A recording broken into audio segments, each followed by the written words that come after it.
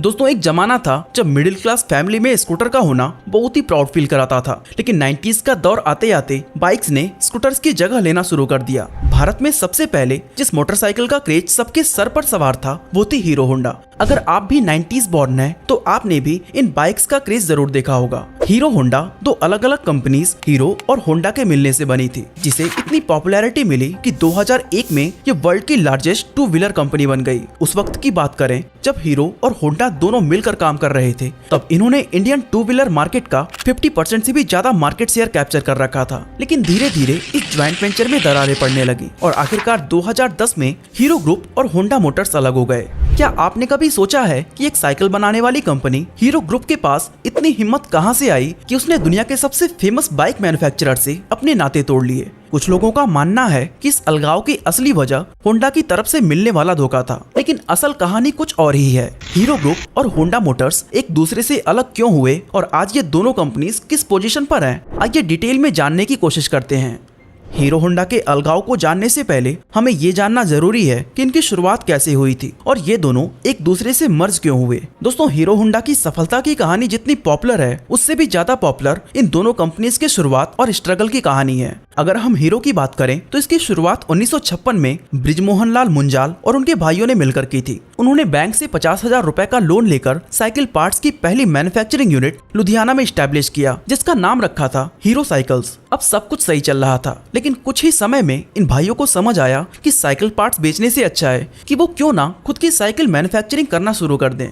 इसी आइडिया के साथ कंपनी ने अपने बाइसिकल मार्केट में उतारना शुरू कर दिया। इसके बाद अभी सिर्फ 10 साल ही बीते थे कि 1966 के दौरान हीरो साइकिल्स ने सालाना 1 लाख से ज्यादा बाइसिकल मैन्युफैक्चर करके सबको हैरानी में डाल दिया। इसकी कामयाबी का अंदाजा आप इस बात से लगा सकते हैं कि जो कंपनी कभी दिन की सिर्फ 25 साइकिल्स बनाया करती थी, वो 1986 के दौरान हर रोज 18,500 साइकिल्स मैन्युफैक्चर करने लगी और इसके चलते हीरो साइकिल का नाम वर्ल्ड के लार्जेस्ट बाइसिकल मैन्युफैक्चरर के तौर पर Guinness book of world record में भी दर्ज किया गया था। आज हीरो साइकिल अपने प्रोडक्ट को इंडिया सहित मिडिल ईस्ट, अफ्रीका, एशिया और यूरोप जैसे 89 कंट्रीज में एक्सपोर्ट करती है। अब बात करें होंडा की तो ये हीरो से भी ज्यादा पुरानी कंपनी है और इसकी शुरुआत जापान के रहने वाले सोइचिरो होंडा ने की थी। शुरुआती दिनों में वो एक गैराज में साफ सफाई का काम किया करते थे, लेकिन अपनी लगन से उन्होंने जल्द ही मैकेनिक का काम सीख लिया। काफी साल तक ये काम करने के बाद उन्होंने अपनी खुद की कंपनी टोकाई सिकी हैवी इंडस्ट्री की शुरुआत की, जहां वो पिस्टन रिंग बनाने का काम करते थे। उनका ये काम काफी ठीक चल रहा था, लेकिन unfortunately Japan second world war का हिस्सा बन गया और उसी दौरान दुश्मन के हमले से सोइचिरो होंडा की ये कंपनी बर्बाद हो गई। इसके बाद इन्होंने फिर से दोबारा उस कंपनी को खड़ा किया, लेकिन अभी चीजें पूरी तरह से संभली भी नहीं थी कि 1946 में ननकाई अर्थक्वेक ने तबाही मचा दी, जिसके बाद उनकी कंपनी फिर से मलबे का ढेर बन गई। इस हादसे के बाद सोइचिरो होंडा अब पूरी तरह से टूट चुके थे और उनके पास इतने पैसे भी नहीं थे कि वो कंपनी को फिर से खड़ा कर सकें। थोड़े समय बाद इन्होंने फैक्ट्री के एसेट्स टोयोटा कंपनी को 4,50,000 येन में बेच दिया और अक्टूबर 1946 में उन पैसों से होंडा टेक्निकल रिसर्च इंस्टीट्यूट की स्थापना की। उसी दौरान उन्होंने देखा कि सेकेंड वर्ल्ड वॉर में मिली हार और भूकंप की वजह से जापान में इतनी गरीबी आ गई है कि लोग पैदल चलने पर मजबूर हो गए हैं। यहीं से उनके दिमाग में एक आइडिया आया कि क्यों ना साइकिल में एक छोटा सा इंजन जोड़ दिया जाए। उनका ये आइडिया काम कर गया और कुछ ही समय के अंदर उनकी सस्ती बाइक की डिमांड बहुत ही ज्यादा बढ़ गई। फिर साल 1949 में उन्होंने होंडा टेक्निकल रिसर्च इंस्टीट्यूट का नाम बदलकर होंडा मोटर्स कर दिया। बदलते वक्त के साथ इन्होंने नए नए इनोवेशन किए और एक से बढ़कर एक व्हीकल लॉन्च किए जो लोगों को बहुत ज्यादा पसंद आए। इस तरह देखते ही देखते साल 1959 तक होंडा दुनिया की सबसे बड़ी मोटर बाइक मैन्युफैक्चरर बन गई।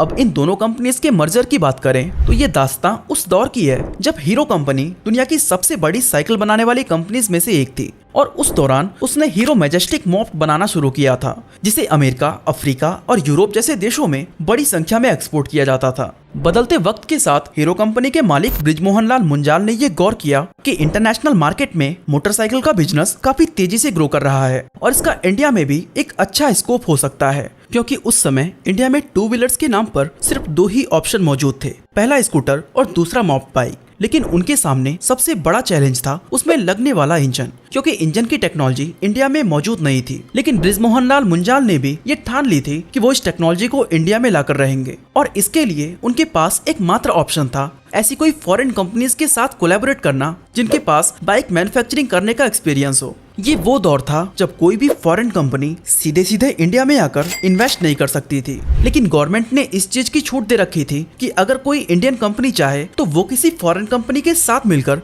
इंडिया में कारोबार शुरू कर सकती है। इसी चीज का फायदा उठाते हुए बृजमोहन लाल मुंजाल ने जापानीज कंपनी होंडा के पास अपना प्रपोजल भेजा, जो उस समय तक दुनिया की सबसे बड़ी मोटरसाइकिल कंपनी बन चुकी थी। होंडा कंपनी ने इस प्रपोजल को एक झटके में एक्सेप्ट कर लिया, क्योंकि उसके लिए इंडिया जैसी बड़ी और अनटैप्ड मार्केट किसी सोने के अंडे देने वाली मुर्गी से कम नहीं थी। इसके बाद इन दोनों कंपनीज के बीच ये एग्रीमेंट हुआ कि हीरो बाइक्स की बॉडी तैयार करेगा तो होंडा उनके लिए इंजन सप्लाई का काम करेगा। इसके अलावा इन दोनों कंपनीज ने एक एनओसी भी साइन किया, जिसमें मेंशन था कि ये दोनों कंपनीज फ्यूचर में कभी भी एक दूसरे के अगेंस्ट अपना प्रोडक्ट लॉन्च नहीं करेंगी।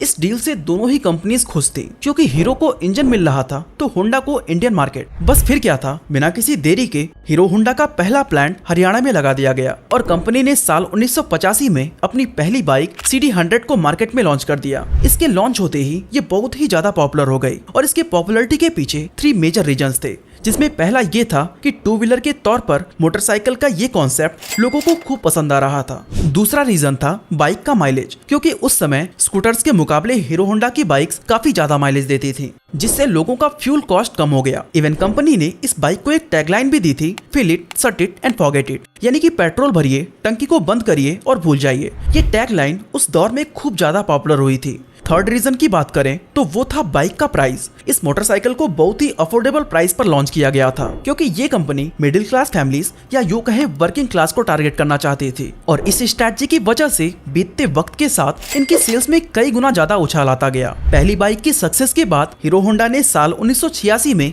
हीरो होंडा स्लिक लॉन्च की, फिर हीरो होंडा CD100 SS और हीरो होंडा CD100 डिलक्स। लेकिन उस दौरान जापानीज करेंसी में उछाल आ गया। इससे जो स्पेयर पार्ट्स जापान से इंपोर्ट हो रहे थे उनके रेट्स धीरे धीरे बढ़ने लग गए। ऐसे में हीरो होंडा के लिए एक किफायती बाइक बनाना दिनों दिन अब मुश्किल होने लगा था। साथ ही इतने सारे कॉम्पिटिटर्स आ गए जो हीरो होंडा की मार्केट में सेध लगाना शुरू कर दिया। दोस्तों, हीरो होंडा का मकसद था लोगों को बजट में बाइक देना और कंपनी इस विश्वास को तोड़ना नहीं चाहती थी। इसके चलते हीरो होंडा ने लंबे समय तक अपने मोटरसाइकिल्स को नुकसान में बेचा। हालांकि 1990 में डॉलर का एक्सचेंज प्राइस रेगुलेट होने के बाद कंपनी को राहत मिली और एक बार फिर से प्रॉफिट का दौर शुरू हो गया। यही वो समय था जब हीरो होंडा का प्रॉफिट $10 मिलियन को पार कर गया था और ये उस जमाने में एक बहुत ही बड़ा नंबर था।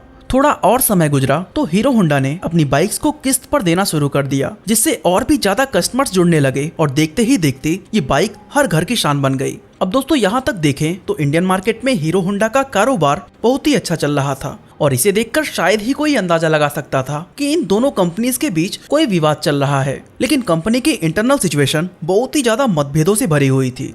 एक्चुअली प्रॉब्लम तब शुरू हुई जब हीरो होंडा की बाइक्स दूसरे देशों में बेचने की बात रखी गई।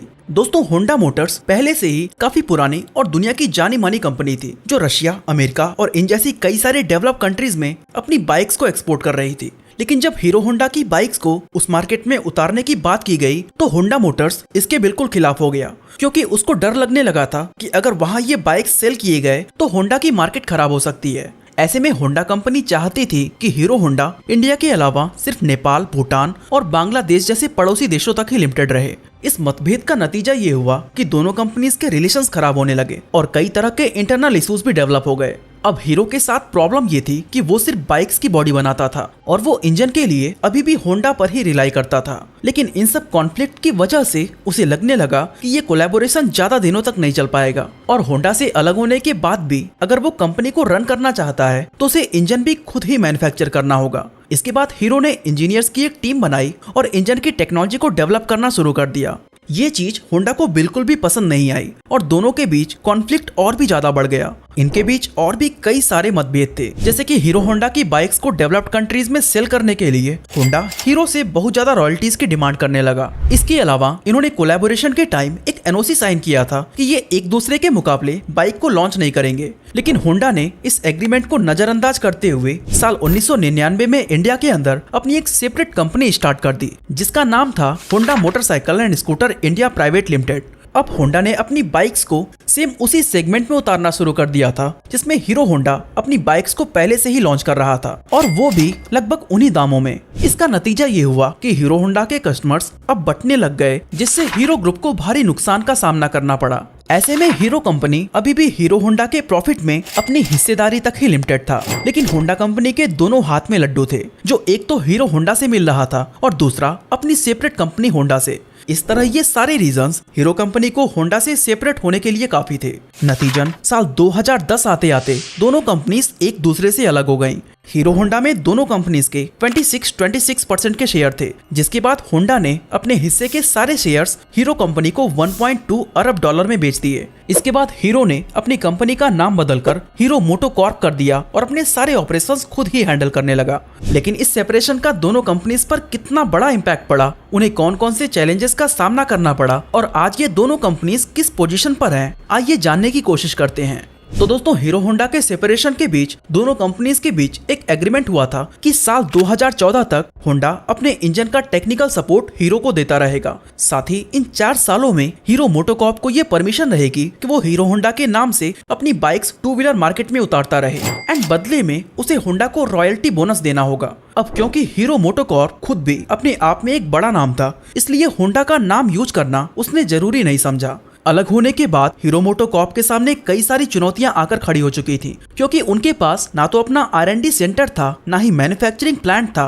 और ना ही होंडा जितनी एडवांस टेक्नोलॉजी। ऐसे में उन्होंने सारे चैलेंजेस से फाइट करते हुए साल 2014 में राजस्थान के नीमराना में अपनी पहली प्रोडक्शन यूनिट एस्टैब्लिश की। 2016 में मुंजाल साहब ने जयपुर के अंदर R&D सेंटर भी खोला। इसके अलावा सर्विस नेटवर्क और सप्लाई चेन को बनाने के लिए उसमें भारी भरकम इन्वेस्टमेंट की। धीरे धीरे हीरो मोटोकॉर्प अपनी सारी कमियों को पूरा करते हुए एक बार फिर से मार्केट में छा जाने के लिए तैयार था। इसने बैक टू बैक कई सारी मोटरसाइकिल्स लॉन्च की, लेकिन हम सबको पता है कि हीरो पहले एक साइकिल बनाने वाली कंपनी थी और इसकी यही इमेज लोगों के दिमाग में प्रिंट हो चुकी थी। ऐसे में उसकी बाइक पर ट्रस्ट करता कौन, ये भी कंपनी के सामने एक बहुत बड़ी चुनौती बनी हुई थी। इससे निपटने के लिए हीरो मोटोकॉर्प ने कई सारे एड कैंपेन चलाए, यूथ को टारगेट किया और बड़े बड़े सेलिब्रिटीज को ब्रांड एम्बेसडर बनाया। वहीं अगर होंडा की बात करें तो वो उस समय तक एक बहुत ही सक्सेसफुल कंपनी थी और फाइनेंशियली स्ट्रांग होने की वजह से उसे बहुत ज्यादा चुनौतियों का सामना नहीं करना पड़ा। इसका एक रीजन ये भी था कि सेपरेशन से पहले ही होंडा ने अपनी कंपनी इंडिया में स्टैब्लिश कर ली थी, और जब ये दोनों कंपनीज अलग हुए तो उस समय तक होंडा इस मार्केट में अच्छी खासी पकड़ बना चुकी थी। अब अगर हम इसकी फाइनेंशियल कंडीशन को देखें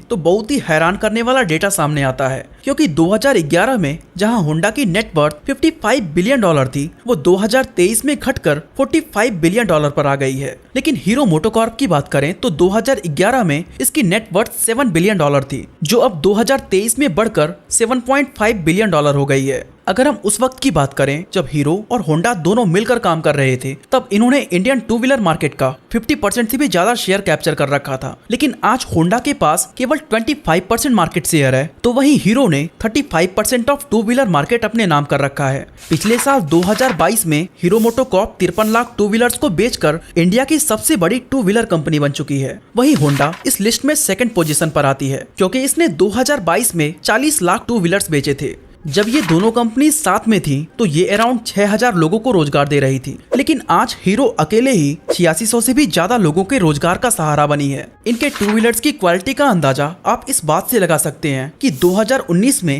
हीरो ने 78 लाख बाइक्स बेचकर दुनिया में हाईएस्ट बाइक सेल करने का रिकॉर्ड बनाया था। साथ ही ये अराउंड 10 करोड़ 2 व्हीलर्स बनाने वाली दुनिया की एकमात्र कंपनी है। एंड दोस्तों, इस डेटा से साफ जाहिर होता है कि सेपरेशन के बाद शुरुआती चैलेंजेस से लड़ते हुए हीरो मोटोकॉर्प लगातार ग्रो करता आ रहा है। बाकी इसी तरह अगर आप जानना चाहते हैं कि इंडिया के अंदर मोबाइल रिचार्ज के रेट महंगे क्यों हो रहे हैं, तो आई बटन पे क्लिक करके वीडियो को देख सकते हैं।